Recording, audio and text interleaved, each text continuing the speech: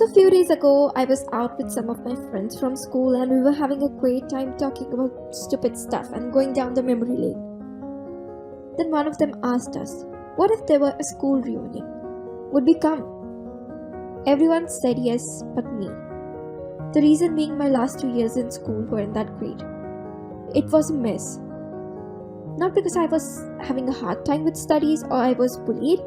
It had nothing to do with school. It was my personal life. All the things that were happening at that time took a toll on me. I was raised by a single mother who tried her level best to protect me and keep me out of all the things I wasn't ready to face because I was still too young. But even then, I was aware of what was happening and I understood everything. But I was unable to find a person with whom I could talk about this stuff. Someone I could share these things, someone who could understand me. And all of that ended with me drowning myself into depression. We are living in an era that's competitive, and it's getting meaner, tougher, and ruthless by day. Especially for teenagers who are carrying a constant burden of studies at the same time dealing with other issues related to their personal life. Things one can ignore or run away from, which in turn affects your daily life and your mental health, leading to depression in most cases. And we all have that uncle and auntie who acts like he or she understands all of this and in the end goes like, बेटा तुम बस पढ़ाई पर ध्यान दो, ये खेलो कूदो, ये डिप्रेशन वेप्रेशन कुछ होता नहीं है तुम्हारी उम्र में. Sorry, I don't want to offend anyone, but in my opinion, this is really ignorant. Now, the cause of depression among teens in normal cases are bullying, studies, issues related to family, and even breakups. Out of all these matters, I can say one thing for sure. Don't take your love relationships that you're involved in when you're a teen that seriously. It's okay if it turns out good, but if it doesn't, don't beat yourself up. Because this happens to most of us, and after a few years, you might laugh about it.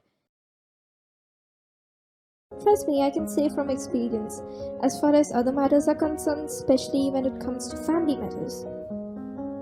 They are unavoidable, such as your parents who aren't supportive or are controlling, who are only concerned about your grades. Some families have a dark past that your parents know how to deal with, but eventually when you grow older you understand what's going on and can't help but become a part of it because it's a family matter and it starts bothering you and affects your performance when it comes to studies. Also, it sort of isolates you from your group of friends because you're constantly thinking about that stuff.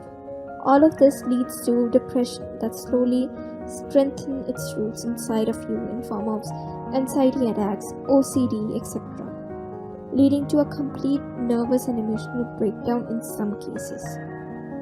Some of the well-known cases of depression are Robin Williams, a legendary American actor, Chester Bennington, the lead singer of band Linkin Park. Both these men were hard-working individuals who were down-to-earth and very humble human beings and had all the riches one could ask for, but in their personal life, they were suffering from depression and anxiety, which became so severe that they decided to end their lives. Now the question is, what can one do to escape this heaven? On the basic level, one can talk about this stuff, preferably with your parents, life partners, or friends. But the best option would be to talk to a therapist. At the end, all I want to say is that don't feel that you're alone. Just keep fighting. All this will make you who can withstand anything.